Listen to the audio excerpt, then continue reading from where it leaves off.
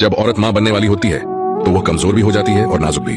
उसके कदम भारी हो जाते हैं, रातों की नींदें उड़ जाती हैं, कभी पेट की तकलीफें सताती है और कभी दिल की धड़कनें तेज हो जाती हैं। लेकिन फिर भी वो खुश रहती है, वो हंसती है, क्योंकि उसके दिल में एक नई जिंदगी पल रही होती है। ऐसे वक्त में शौहर का किरदार सबसे बड़ा सहारा होता है। शौहर को चाहिए कि वो अपनी बीवी की हर जरूरत का ख्याल रखे, उसके साथ बैठे, उसका हाथ थामे, उसके नाज उठाए।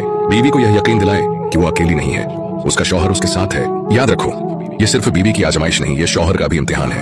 अगर तुमने इस वक्त अपनी बीवी की खिदमत की, उसके आंसू पोंछे, उसकी मुस्कान वापस लाई, तो ये सिर्फ एक नेकी नहीं बल्कि ये आने वाली नस्ल के लिए तुम्हारी सबसे बड़ी कुर्बानी और मोहब्बत होगी। और ये बात मत भूलो, औरत जब माँ बनती है तो वो अपनी जान तक की कुर्बानी देती है। उसकी तकलीफों का बदला कोई भी शौहर नहीं दे सकता।